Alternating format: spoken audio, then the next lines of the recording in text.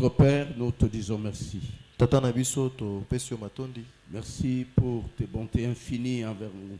Matondi pona bolamu na wezanga suka epa na biso. Merci parce que encore ce soir tu préfères que nous puissions parler à ton peuple. Matondi puete lisusu pokwa lelo osepeli ete tolobela liboto ya yo. Glorifie-toi au travers de cette parole. Zwa lokumu na nzela ya maloboyo. Que tout ce qui n'élève pas ton nom soit condamné. Maimanso ezotombola kombo na yo te katela maitumbu. Que le Saint-Esprit seul domine en ce lieu. Molimo santu ye mokonda konza nesika Que oyo. le Saint-Esprit contrôle tout. Molimo santu ye moko akonza nyonso. Pour la gloire de ton nom. Pona lokumu wa kombo na yo. Au nom de Jésus. Na kombo na Yesu. Amen. Amen. Que Dieu vous bénisse. Zamba pambola bino.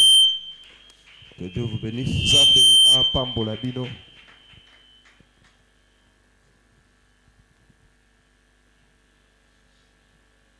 Hier, nous avons parlé de l'esprit de Adonija. Lobi tolobelaki na ntina ya molimo ya Adonija. Et nous allons continuer avec ça aujourd'hui. Pe lelo lisusu tokokoba elongo na yango. L'esprit d'Adonija. Molimo ya Adonija. Je vous ai dit qu'Adonija était le fils de David. Na bisaki bino ete Adonija yaza mwana na Dawidi. C'était son propre fils. Azalaki mwana na ye moko. Adonija était le fils cadet d'Absalom. Adonija azalaki leki ya suka ya Absalom. Mais on a trouvé dans Adonija beaucoup de choses qui n'étaient pas bonnes. Kasi epa Adonija tokuti makambo ebele oyo ezalaki malamu te. En tant que fils, Kozalaka mwana. Adonija avait l'esprit d'auto-déclaration. Adonija azalaki na molimo ya komitia nesika ye moko. Il se déclarait lui-même en tant que tel. Ye moko nde abandaki komitatola kozalaka boye. Or, en réalité, c'est le père qui doit déclarer le fils. Zoka na bosolo eza tata nde esengeli na ye atatola mwana. Et nous avons vu que Adonija a profité de la faiblesse de son père pour poser certains actes qui n'étaient pas bons. Pe tomonaki ete Adonija ye awelelaki na bolembo tata na ye po asala makambo mosusu ezalaki malamu te. Il a tout fait pour conquérir les cœurs des gens envers lui. Asali manso po ete alonga milema ya bato epa na ye. Et il s'est investi dans cette opération pendant plusieurs années. Pe amikotisi na mosala wana bambula ebele. Et nous avons fait voir à l'église Totalisaki na iglesia qu'il est dangereux ete ezali kama pour les serviteurs, pona basali pour les servantes, ya basi to mibali de pouvoir vivre ou avoir l'esprit d'Adonija. bango babika to bazala na molimo ya Adonija. L'esprit qui consiste à chercher à conquérir les cœurs des gens vers lui et contre l'autorité établie. Molimo oyo elukaka ete oluka motema ya bato eya epa na yo pe motema ya bato ebalukela bokonzi ya chama. J'ai fait voir aux gens Natalisaki bato que Adonija c'était le type des ravisseurs de grâce. Adonija aza lolenge ya bato babotolaka bangolu. Ravisseur de dons.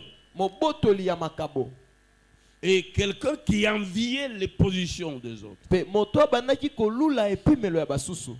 Il n'était pas tellement content de ce que Dieu a fait de lui. Ye azalaki penza na esengote na mai o nzamba asalaki pona. Mais il enviait la position Kasi des ye autres. akomaki nde kolula epimelo ya basusu. Et cela est un mauvais esprit pour l'église du Seigneur. Pe mai wana eza molimo mabe pona eglise na nkolo. Chacun de nous doit être content de ce que Dieu a fait de lui. Moko moko na biso sengeli ya sepela na mai o nzamba asali pona ye. Et surtout attendre que les jours à venir soient encore plus des jours merveilleux. Pe mingi mingi kozela ete mokolo ezwa koya ezala mingi mokolo ya kitoko.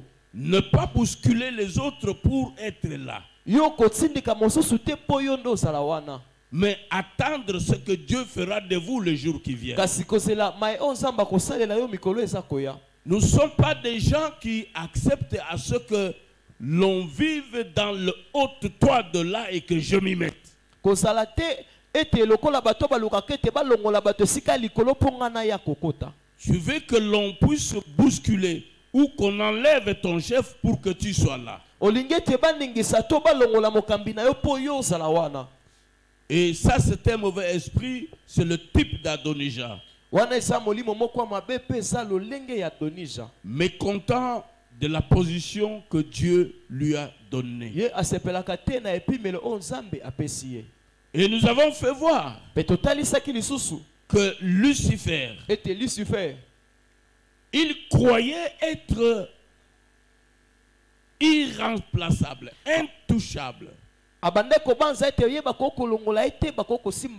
C'est le type de serviteur qu'on ne peut pas avoir à l'église. Les serviteurs qui se croient être intouchables et irremplaçables. Car pour Dieu, il n'y a personne qui soit indispensable. Pour Dieu, même si tout le monde disait non, nous ne te servons pas, il est capable de se trouver une solution. Il a dit qu'il peut même soulever les pierres. Il peut utiliser même quelqu'un qui ne vaut rien aux yeux des gens pour être son serviteur.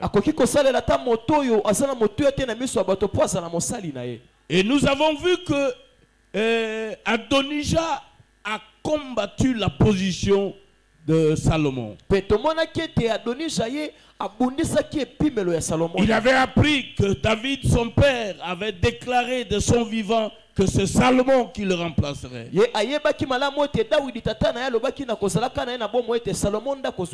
lui n'a pas accepté ça.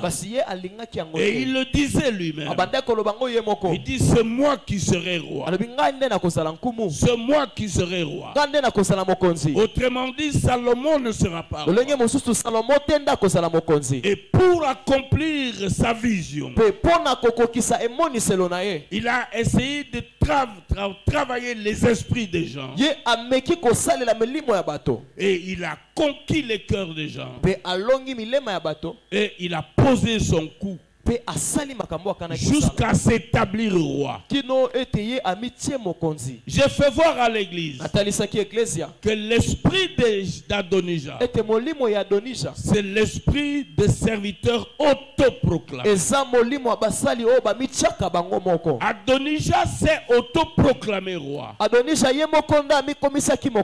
réalité, on ne peut pas être roi sans onction, sans le trône, sans le cheval du roi. Mais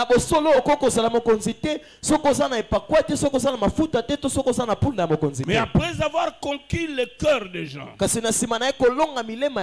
il s'est autoproclamé roi. Il a cherché des gens qui pouvaient être avec lui et adhérer à cette vision-là. Dans certaines églises, on voit certains serviteurs qui s'autoproclament. Ils s'autoproclament pasteur. Ils s'autoproclament apôtre. Ils s'autoproclament prophète, docteur, évangéliste. Et pour accomplir sa sale besogne, il va chercher d'autres serviteurs pour reconnaître son ministère. Il a oublié qu'il a une maison. Il a oublié qu'il a un père. Et parce qu'il n'est pas en accord avec son père, il va chercher d'autres serviteurs. Et ils vont reconnaître son ministère. Il est assis sur un siège qui n'est pas le sien. En réalité, il y a des serviteurs qui viennent reconnaître le ministère des autres sans pour autant le connaître. Or, on ne peut pas reconnaître le ministère de quelqu'un si vous ne le connaissez pas.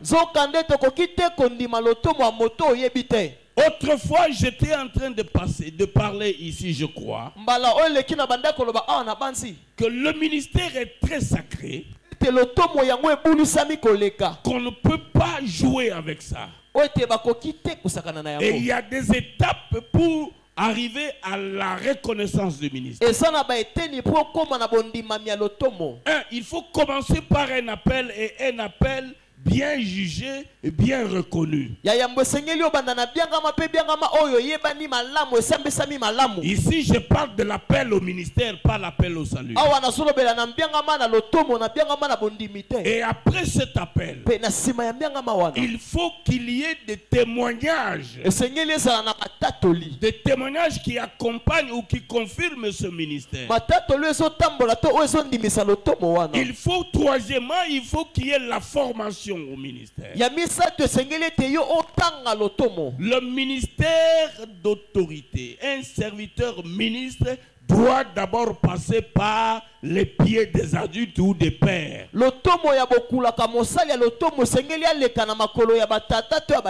doit être formé avant d'exercer réellement son ministère. Et après, il faudrait que l'on reconnaisse son ministère en lui imposant les mains.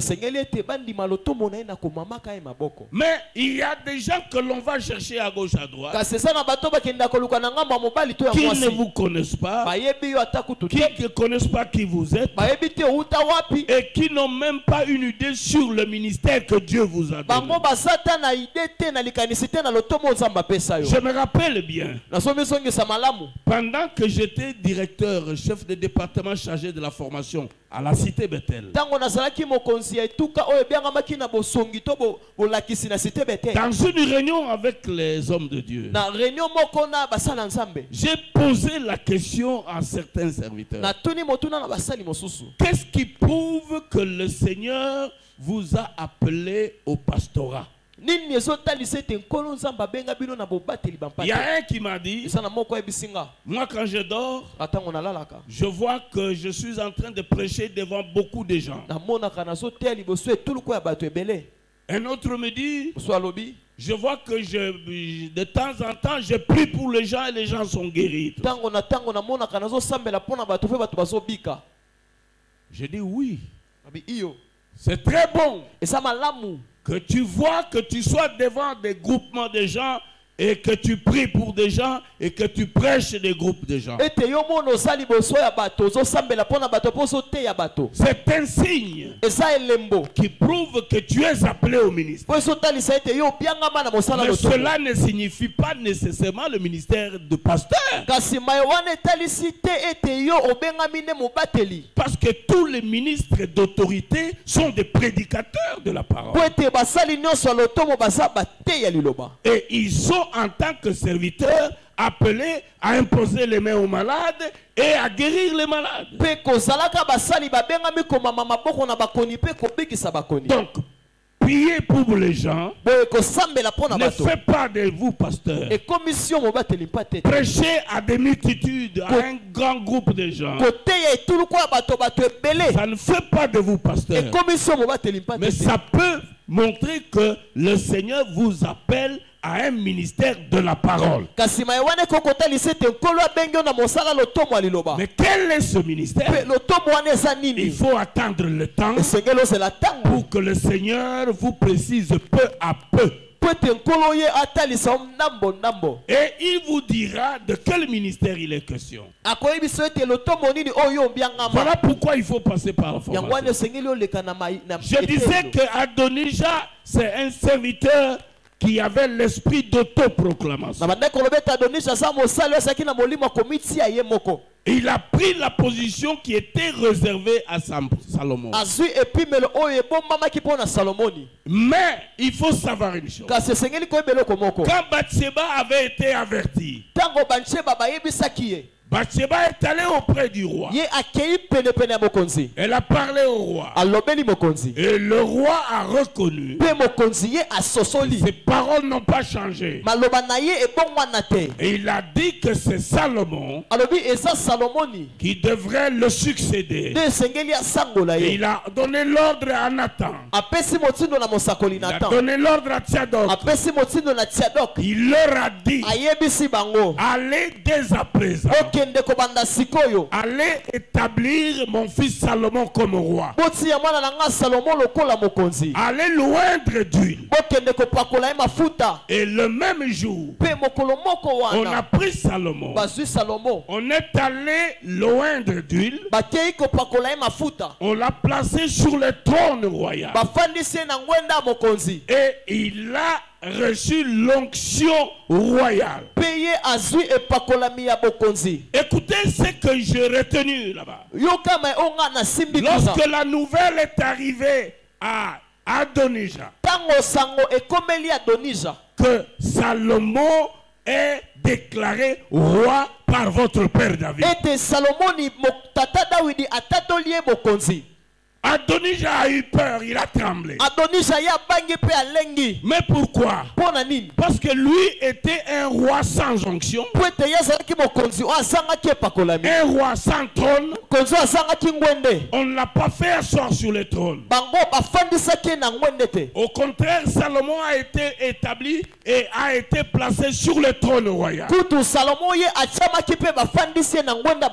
prie Dieu que tu sois un serviteur qui attendra le temps de Dieu, qui suivra les étapes du Seigneur.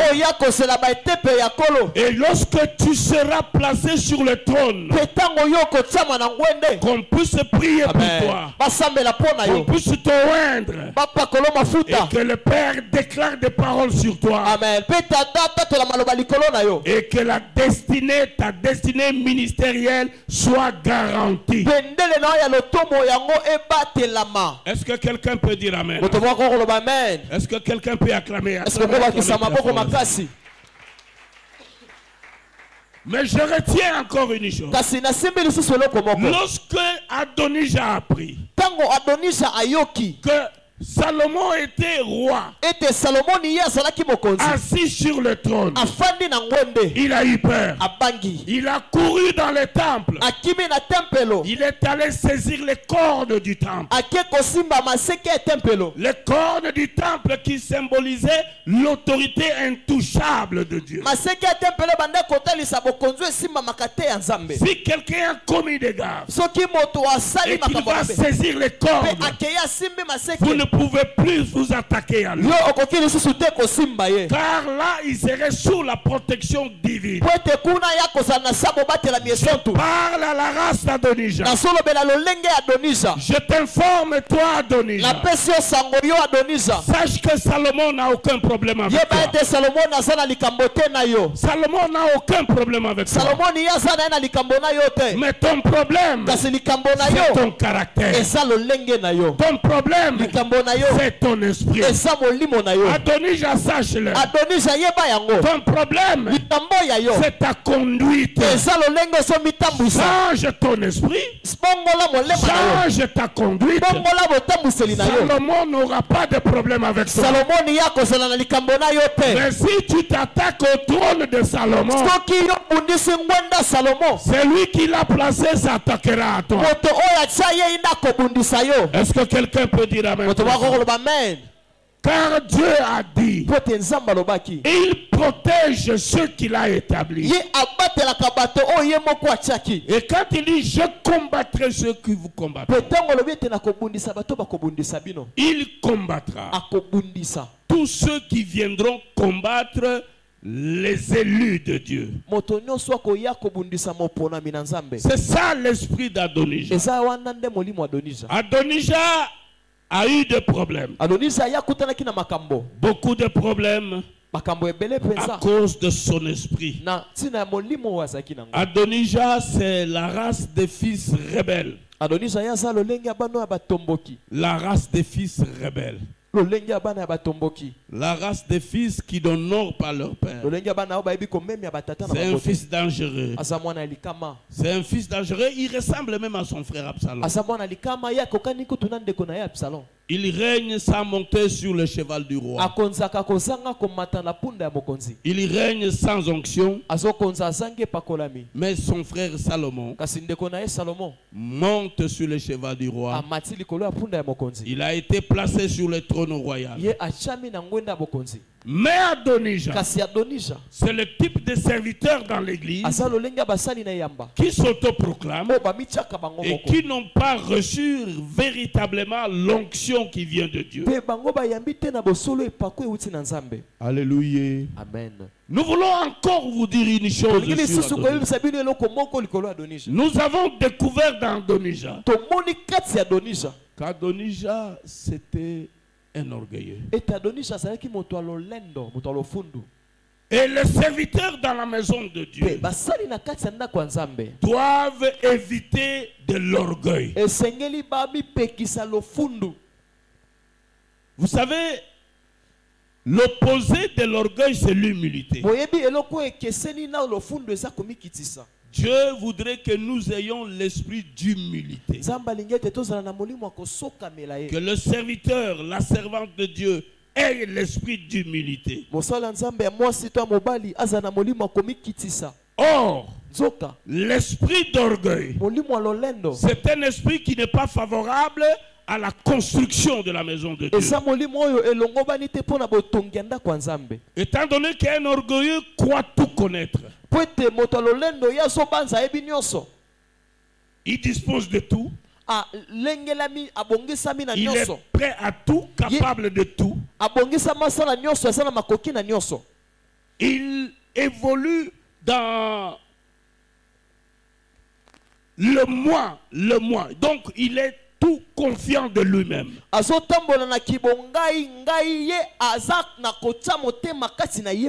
Or nous, serviteurs, servantes de Dieu, nous devons briser le moi. Et nous devons évoluer selon le modèle de Christ. Nous devons apprendre à briser le moi. Évoluer selon le modèle de Christ. C'est lui qui est orgueilleux, la Bible le dit. C'est celui qui est disposé de temps en temps à être confronté à des réactions nuisibles du Seigneur.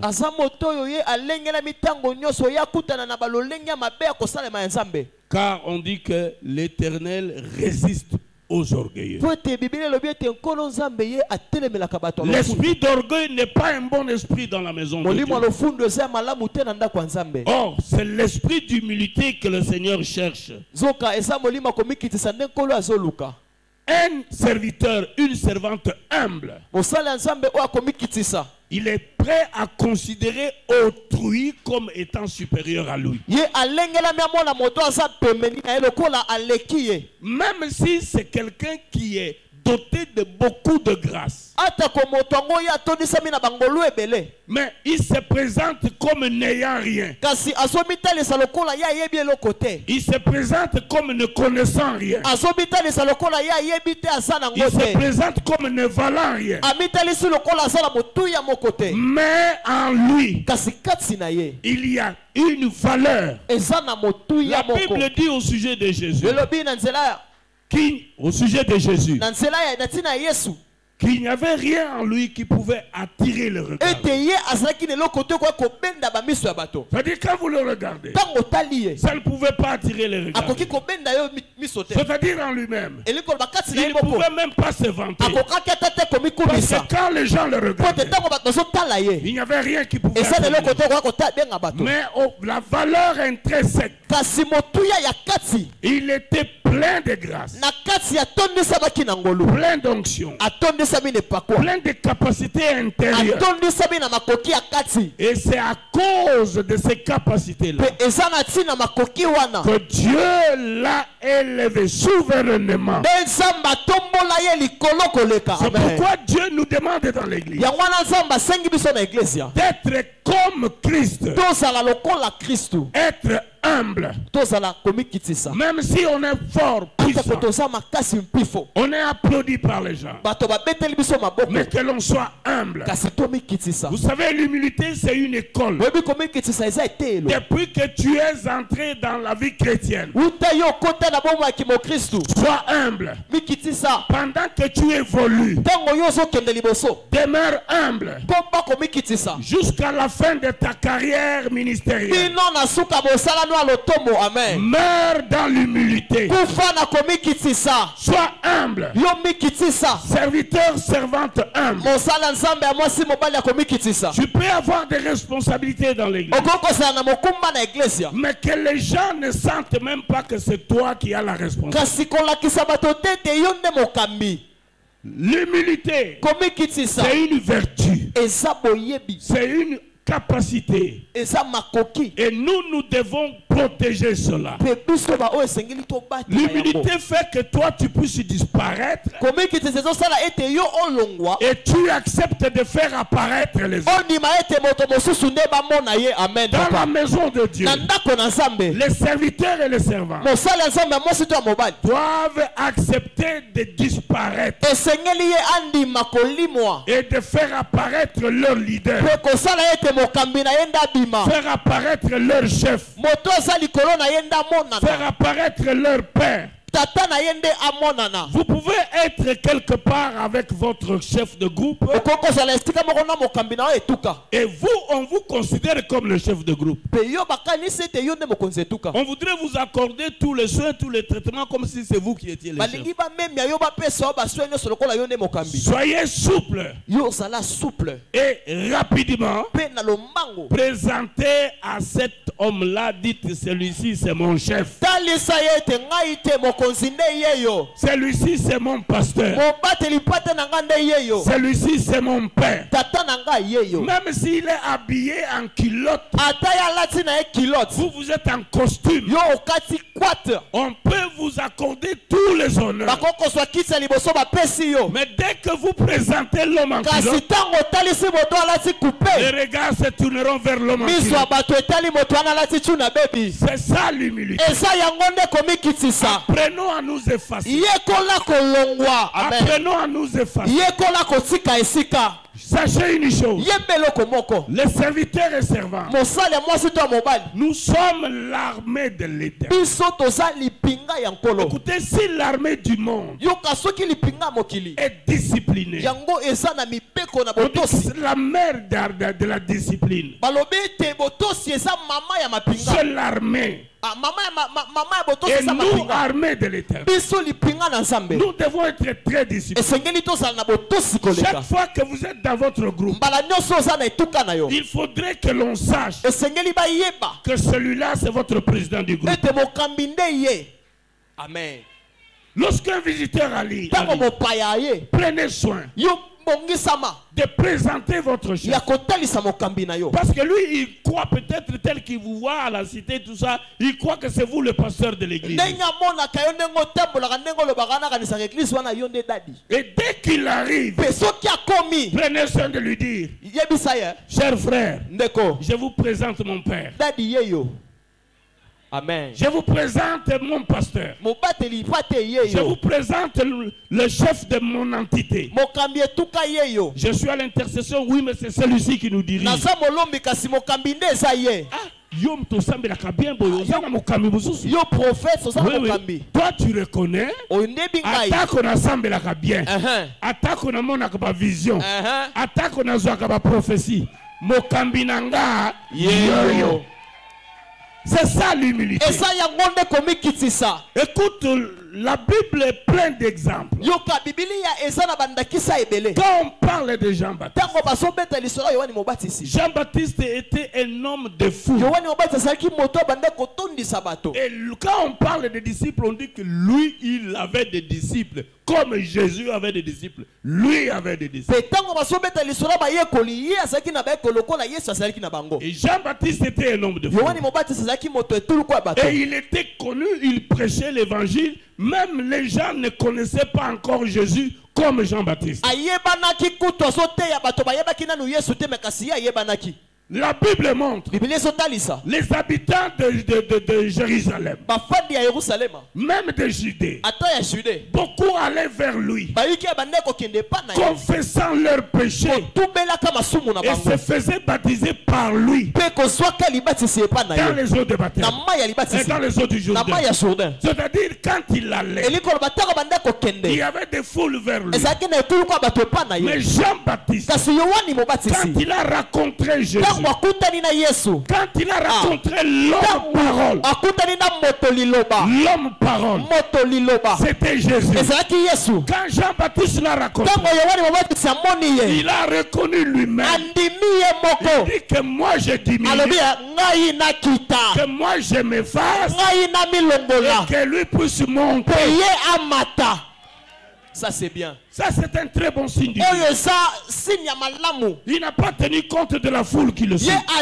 Toi, depuis que les gens commencent à te suivre, tu as oublié que tu as un pasteur. Tu as oublié que tu as un chef de mille. Tu as oublié que tu as un chef de sang. Tu te fais passer comme le responsable des jeunes. Mais tu n'es pas responsable des jeunes. Depuis journée. Et puis, osa kumeka kutuba benga yo daddy. Daddy. Yo daddy penza kandengo za onoza daddy. Daddy ya daddy to ya daddy. Et puis tu as oublié que l'humilité, c'est ça la voie que le Seigneur nous a tracée. Serviteur, servante, sois humble. Tu as la grâce, mais diminue. Laisse apparaître ton chef. Efface-toi. Laisse apparaître ton chef. L'esprit d'orgueil, c'est un esprit qui ne veut pas que l'on parle d'autrui. Et il veut qu'on parle seulement de lui. Qu'on ne vante pas un autre, mais qu'on foute seulement le vanter. Beaucoup de serviteurs, surtout des jeunes serviteurs, ayant reçu l'onction, depuis qu'il a commencé à prier, les gens sont tombés. Moi j'ai fait tomber quelqu'un en 1987. Papa, à quoi il s'est monté? La première personne que j'ai, pasteur, Motaliboso n'a semblé la quoi en 1987. 1987. Yo, yep 187 aux Akiwa. Bah, botama été. Depuis que tu as commencé à prier, les gens tombent. En 2021, et là, tu crois que c'est toi le suprême. Non, mais ça ne sert à rien. Ça, ce n'est qu'un don. Ce n'est qu'un don. Mais ce n'est pas l'autorité de la gestion de la maison de Dieu. Dieu t'a doté de ce don. Gère-les bien dans la maison. Et même dans l'exercice de ce don, il faut qu'il y ait un père qui puisse vous orienter. Vous savez, un père, le père, c'est le complice de la nuée. Le complice. Éviter ceux qui complices. Aux interpréteurs, aux modérateurs. C'est le complice de la nuée. C'est-à-dire, quand Dieu a fait sortir Israël, écoute, je vais te dire une chose. Il y avait la nuée et la colonne de feu qui marchait avec eux. Mais attention, malgré ça, il y avait Moïse. Amen. Malgré la nuée, malgré la colonne de feu qui les dirigeait, mais il y avait Moïse. Ça c'est bien. Ça c'est bien. Si Moïse n'était pas utile, Dieu allait laisser la nuée conduire Israël. Il allait laisser la colonne de feu le conduire. Malgré la nuée, malgré la colonne de feu, Moïse était là. Et Moïse, c'est lui le complice de la nuée. Quand la nuée s'arrête, alors Moïse voit que la nuée s'est arrêtée. Et le langage de la nuée, Moïse maîtrise bien ça. Et il dit au peuple, on s'arrête ici, on doit camper ici. C'est pour cela dans l'église, tout le monde doit écouter la voix du Père. Il y a des orientations que Dieu donne au Père. Même lorsqu'il fallait sonner les trompettes. Les trompettes qui annonçaient le campement et les trompettes qui annonçaient qu'on puisse aller. C'est Moïse. C'est lui qui avait dit, quand il y aura ceci, vous sonnerez la trompette ceci. Quand il y aura ceci, vous sonnerez la trompette ceci. Voilà encore, dans la maison de Dieu, le Père joue un grand rôle. Le conducteur joue un grand rôle. Il peut orienter même la politique de l'enseignement dans la maison de Dieu. Il peut dire pendant ce mois, nous parlerons de tel thème. Et les prédicateurs qui passeront, ils vont naviguer autour de ce thème. Ça c'est Moïse qui a dit qu'il faut sonner avec éclat. S'il faut une semaine de délivrance, il va dire cette semaine, ce sera une semaine de délivrance. Et bien alors les prédicateurs qui vont passer, le message c'est un message de délivrance.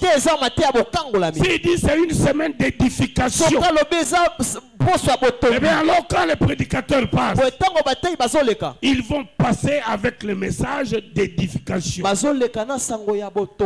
Est-ce que quelqu'un peut dire amen? Que Dieu vous bénisse. Amen. Que Dieu vous bénisse. Mais Adonija, c'est le serviteur orgueilleux. Lui, il croit que c'est lui qui connaît tout. Il ressemble à l'église de Laodicée.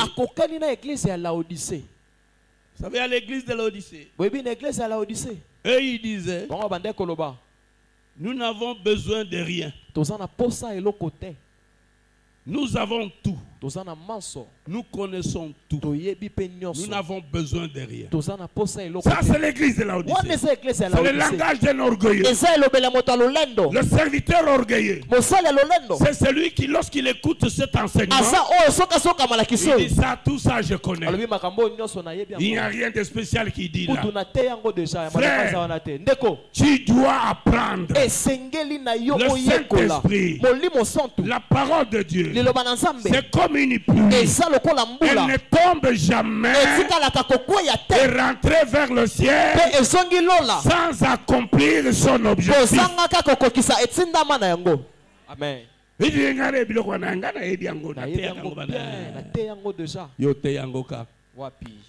Ngate yango na 2005 na banda kote yango. 2005. Okomana no prédicateur te. Wana kutu. Comment nous prédiquons? Mais la parole de Dieu, il y a toujours un plus que tu reçois. Quelqu'un qui est humble, il reçoit tout. Il dispose l'esprit à recevoir la parole pour que cette parole l'enseigne. Et cette parole brise tout ce qui est impur en lui. Et c'est ça le souci de Dieu. L'esprit d'Adonija, qui est l'esprit d'orgueil, c'est un esprit qui croit que c'est lui qui connaît tout. Il fallait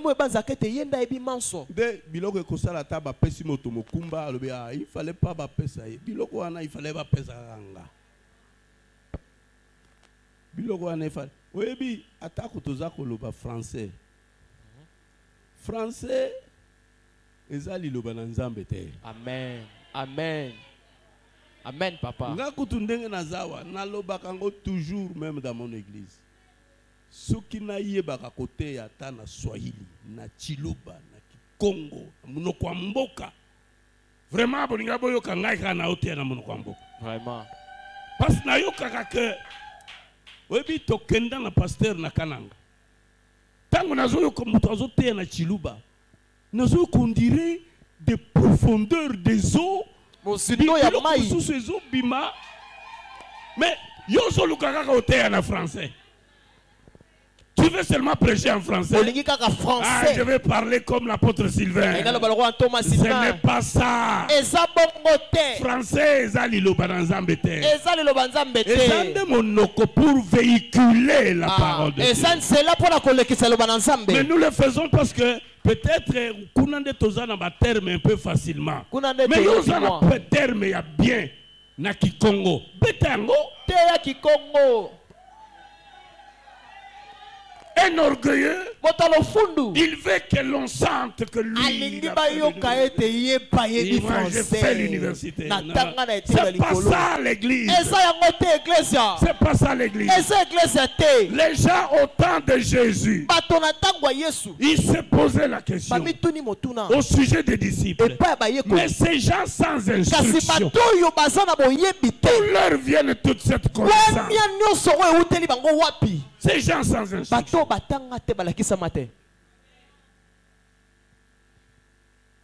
Accepte de diminuer s'il te plaît. Laisse monter tes chefs. Même dans ton bureau. Où tu travailles dans ton bureau de l'État. Diminue. Laisse monter ton chef. Le jour viendra où tu seras élevé. Diminue. Efface-toi. Pourquoi seulement lui? Écoutez le langage des serviteurs israélites. Pourquoi seulement Moïse? Pourquoi seulement Aaron? Nous tous nous sommes des serviteurs de Dieu. Nous tous nous sommes saints. Dieu est au milieu de nous. Vous êtes orgueilleux. Arrête un peu cet orgueil. Vous savez, il y a le Seigneur lui-même nous a montré comment on peut facilement découvrir les orgueilleux. Ou du moins comment on peut mener le peuple à marcher dans l'esprit d'humilité. Jésus appelle les gens dans le désert. Il va annoncer l'évangile. Comme d'habitude, Jésus parlait beaucoup. Il a parlé. Les disciples sont venus lui dire, Seigneur, ce lieu est retiré. Tu as parlé depuis le matin, il est déjà soir. Il faudrait que tu arrêtes pour que les gens aillent chercher de quoi manger. Le Seigneur, après avoir dit que vous donnez-leur vous-même à manger. Vous savez ce qui s'est passé. Un jeune homme a sorti ce qu'il avait. Et puis il a donné au diacre. Le Seigneur a opéré un miracle. Et on a commencé à distribuer. Je vous ai donné cet exemple hier. Mais hier, j'ai parlé seulement sur faites-les asseoir. Et c'est cet aspect que j'ai développé hier. Mais aujourd'hui, je vais développer un autre aspect. Après avoir distribué la nourriture, les gens ont mangé. Les gens étaient rassasiés. Après tout, Jésus dit à ses 12 apôtres, il dit, ramassez tout ce qui est tombé là. Écoutez ce que je retiens. Pourquoi Jésus ne pouvait-il pas envoyer n'importe qui parmi les peuples? Il envoie les ministres. Il envoie les apôtres pour ramasser les déchets qui sont tombés. Et les apôtres l'ont ramassé. Et on dit qu'il y en avait 12 paniers.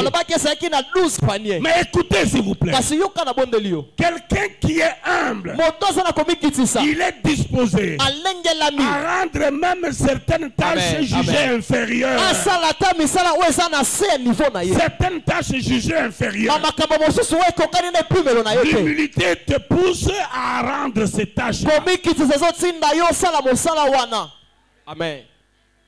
Bon, mais moi je suis prédicateur, pourquoi on peut me dire d'aller arranger les chaises? Tu es orgueilleux. Tu es orgueilleux. Les apôtres ont ramassé. Yolé. Biloko ekweyi ba mapa ekweyi ba mbisi ekweyi, ce sont les apôtres. Et ça va tomber. Moi du temple Awa, j'espère que vous allez organiser un festin. Bokolia bokomela. Tango bokolia kokomela. Biloko ekotikala. Papa pasteur Abengalobi, appelez-moi les prédicateurs, les modérateurs. Allez, commencez à enlever bolongo la basani wana oyo bato baliaki. Allez, commencez à amener. Ah, ce jour-là, tu seras un scandale pour les serviteurs de Dieu. En tout cas, scandale. Il nous a humiliés. Pourquoi il peut nous demander de débarrasser les tables? Il a oublié que nous sommes ministres de la parole.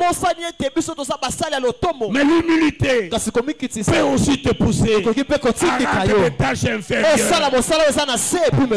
Amen. Écoutez, il ne faut pas que j'aille loin. Moi, dans mon église, il m'arrive de moments. J'arrive si je suis venu avant. Je me mets à arranger les chaises. Moi-même. Et quand les autres disent, oh non, je suis, non, laissez. Je suis en train d'arranger. Il y a des choses que je fais. Quand je trouve qu'il y a quelque chose qui ne va pas, je le fais. Et je ne me gêne pas. Je ne me sens pas diminué. D'ailleurs, mon ministère, vous ne me l'enleverez pas. Même si je prends le balai, je commence à balayer. Vous n'enleverez pas mon ministère. Je reste serviteur de Dieu. Je reste prédicateur. Je reste ministre d'autorité. Je reste quelqu'un qui a la décision auprès du peuple de Dieu. Mais l'humilité fait que je descende. Frère, descends un peu. Ma soeur, descends un peu. Dieu t'aime. Dieu t'a donné beaucoup de grâce. Mais descends un peu. Alléluia. Amen. Est-ce que quelqu'un peut encore acclamer très bien?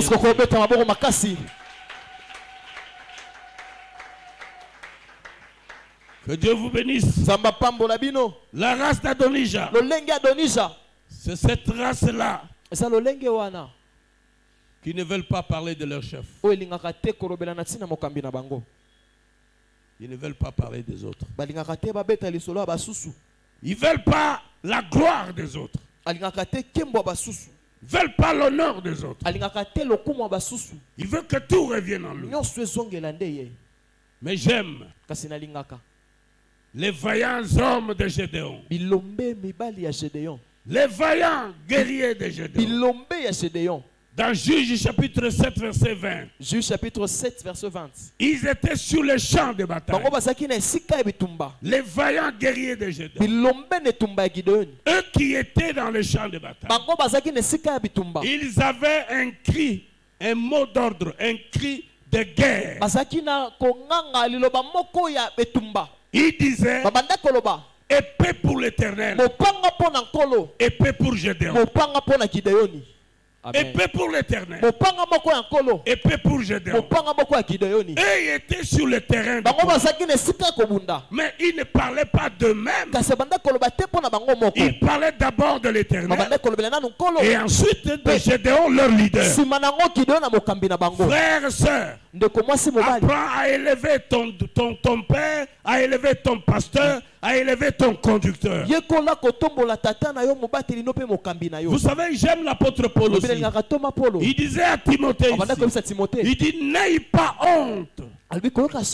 N'aie pas honte de parler de l'Éternel et de moi son prisonnier. Il dit à Timothée, n'aie pas honte. Quand tu parles de Dieu, parle bien de Dieu. N'aie pas honte. Mais quand tu parles, tu peux aussi parler de moi. Amen. Très peu sont ceux qui parlent de leur pasteur. Il y a beaucoup d'églises où les fidèles, les disciples ont appris à parler positivement de leur pasteur au dehors. Mais nous, Cité Bethel, nous, Cité Bethel, en disant nous, moi je suis de cette maison. Nous, Cité Bethel, nous avons du mal à parler du bien de nos conducteurs au dehors. Nous ne voyons que les défauts. Nous ne voyons que le mal. Mais Dieu nous apprend. S'il faut parler dehors, vends bien l'image de ton église. Dis que dans notre église, nous avons de bons prédicateurs. Dans notre église, on a de très bons chants. Dans notre église, nous avons un très bon papa.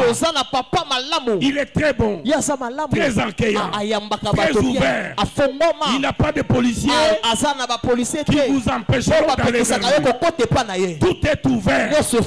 Parle bien de ton église. Parle bien de ta maison. C'est aussi un esprit d'humilité. Amen. Alléluia. Amen. Gédéon avait ses vaillants. Ils ont parlé de l'Éternel. Ils ont parlé de lui. Toi aussi, que l'humilité te pousse à parler du bien de l'Éternel. Et que tu parles aussi du bien de ton conducteur. Que tu parles aussi du bien de ceux qui te dirigent. Alléluia. L'humilité, ça peut nous pousser à poser certains actes. Et nous pouvons nous dépouiller nous-mêmes. Je vois Jésus. Nous tous ici, nous avons été enseignés, nous connaissons que Jésus-Christ est Dieu. Je crois que c'est ça. Jésus-Christ est Dieu.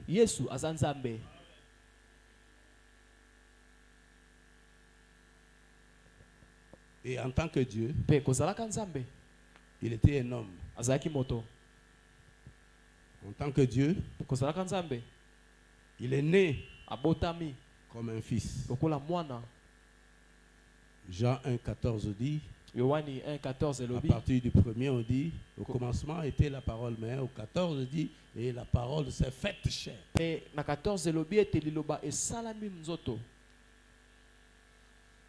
Il a habité au milieu de nous avec la gloire comme celle d'un fils unique venu du Père.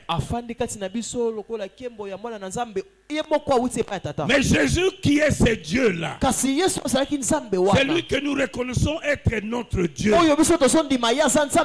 Lorsqu'il posait ses actes, on sentait l'esprit d'humilité. Amen. Il parlait toujours de son père. Il dit tout ce que vous voyez c'est mon père. C'est mon père qui fait ces choses. Alors que c'est lui-même, le père dont on parle, c'était lui-même. Mais par humilité, il voulait parler d'un supérieur.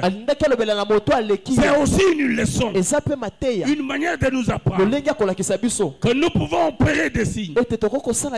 Mais acceptons qu'on parle parle de nos supérieurs. Accepte qu'on parle du bien de ceux qui sont élevés au-dessus de nous. Et qu'on leur fasse du bien. Que Dieu bénisse sa parole.